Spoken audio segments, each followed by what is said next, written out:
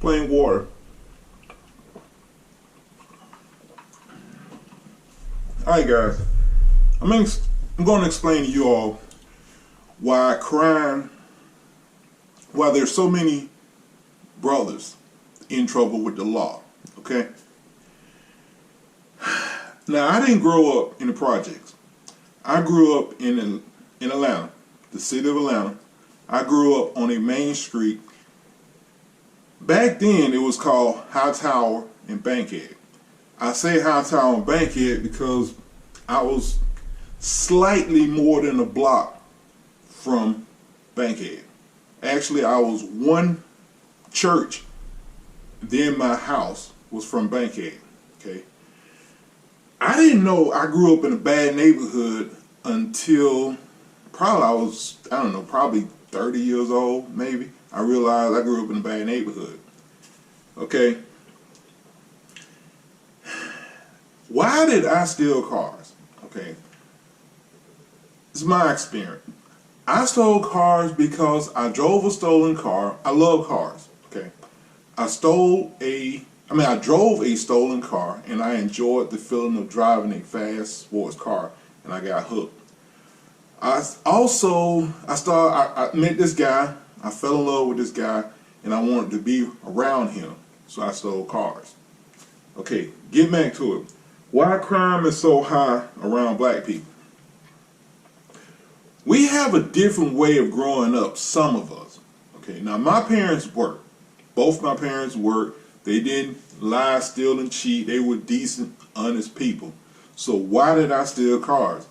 I just told you, I had an incredible love for sports cars, okay? At the time, you could not go rent a GTI Golf.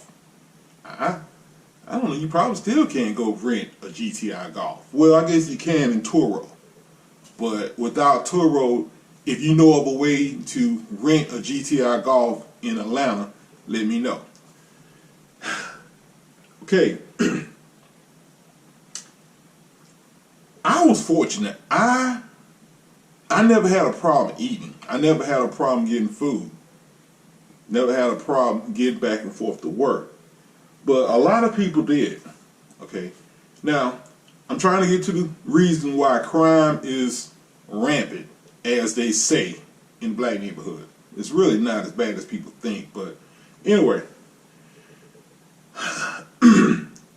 When I got out of prison, after stealing cars or whatever, I went to go try to get a job. I wanted to make an honest living. Everywhere I went and tried to get a decent job, they wouldn't hire me because of the past felony thing. Okay, when you get out of prison,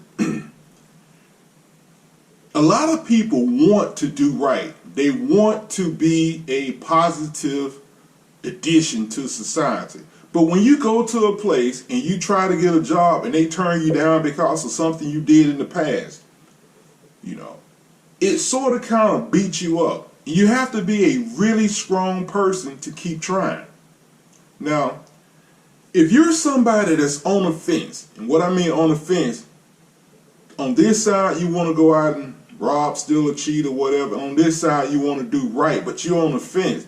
It doesn't take a lot to knock you on the backside, okay? Now me, outside of being locked up, okay? Yes, I'm gay. I love being around men. I love seeing guys nude. I love the relationship part of being locked up with men, okay? But I was tired of being, there's a lot of crazy people in prison. There's a lot of violent, a lot of nasty people. I didn't want to be around them, okay? So I stayed out of trouble. Now, it's not that easy for a lot of other people. It's not that easy. Especially when you have a bunch of friends in prison. You know, when you have a bunch of friends in prison, it's hard to stay out of prison because you have a bunch of friends in prison. You know, so even though you're locked up, you're around a bunch of friends. I didn't have a lot of friends. I don't have friends. Either way.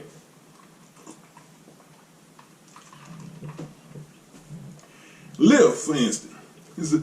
I hadn't had this feeling in quite a while. I mean, I Now my job, I was making a decent amount of money. I was surviving, but when you make money, you want more money, okay?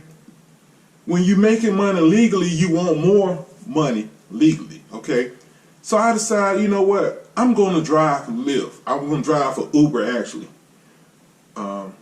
There's some days on weekends I'm sitting at home bored. I'm not doing anything. Sometimes like now it's 3 o'clock in the morning.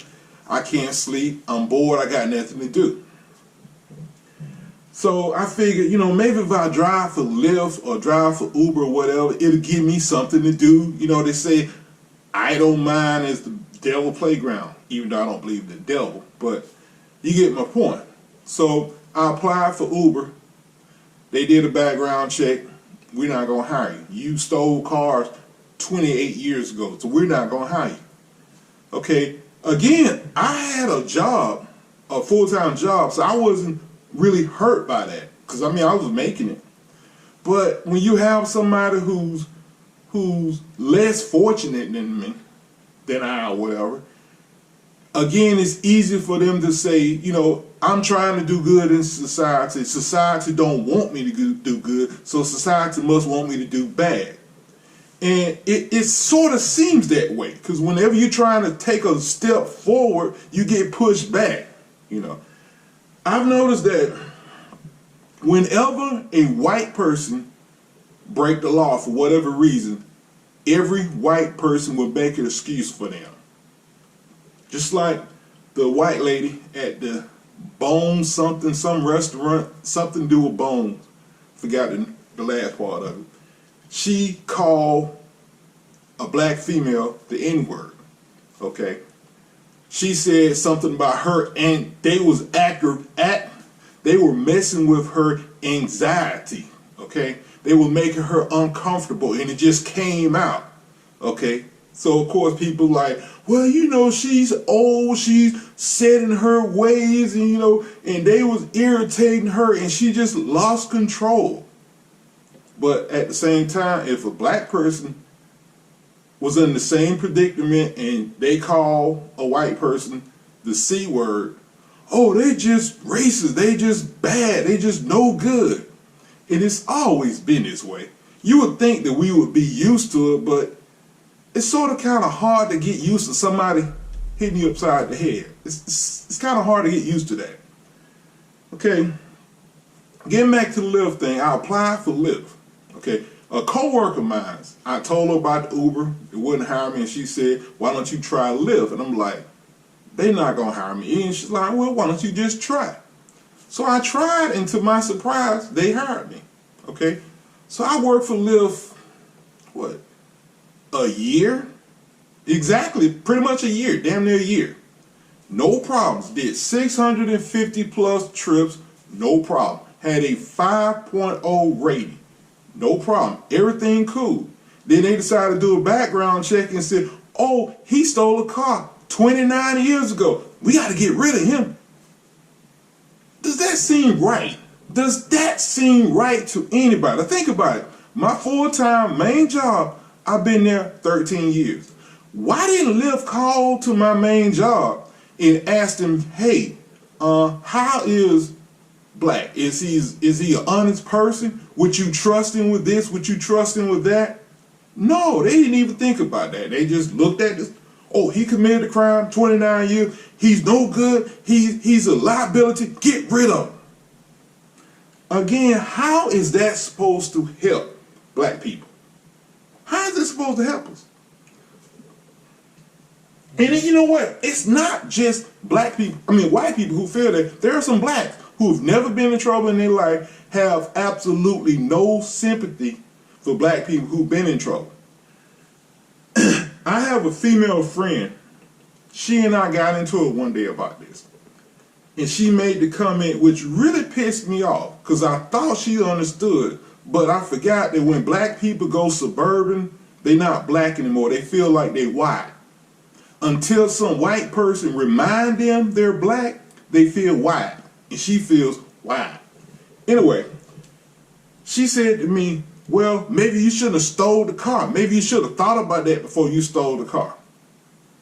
Pissed me off. But I did think about it before I stole the car. My parents told me that it would be hard for you to find a job with a record. I ignored it. For some reason, I just didn't believe them. To be honest with you, I had been told that I was going to die at 21 so many times that I kind of figured I was going to die at 21 anyway, so what the hell. But anyway, there was something I was going to say about that. Oh yeah, I remember. This person, I'm not going to say where she works, but she works at a major big box store. Membership type big box store, okay? Some lady got caught stealing, and she was so surprised. I mean, she was like, she had a clean record. Why would she steal? And I'm like, what the hell a clean record got to do with it? She goes, well, she had a clean record. Well, hell, I had a clean record until I stole a car. I mean, but people who've never been in trouble before, they believe that if this person has never stole before, they're not going to steal. But this person stole before, they're going to steal. They're going to steal because they stole before. At the same time, these same people, they don't have a problem with a person who steals a pen. Oh, no, that's but he stole a car. He's bad. You know, I know some people who have never been caught for stealing in some of the largest rogues you'll find. Rogue or Rose, Rogue. I think my dad called it Rogue. Yeah, Rogue. I'm not going to call his name, but I had a best friend who had never been caught for stealing, and he stole a hell of a lot more than I did. A hell of a lot more than I did. As a matter of fact, he was a manager of a store, and he was stealing from his uncle.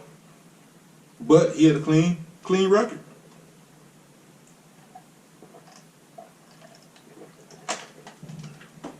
But getting back to it, it's hard to keep trying to move forward when people keep pushing you back and looking at your record.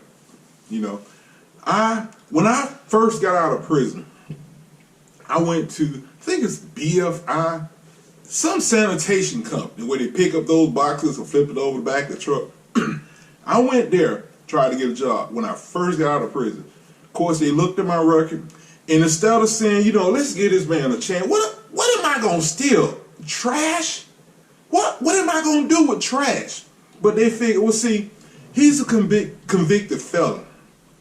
So he'll probably he will probably be easy to trick into doing something bad. So that's why they don't want convicted felons around. But again, white people sit up and talk about how much crime and stuff is in the black neighborhood, but when these same black people try to go out and get a job, what do? Get back, you're no good.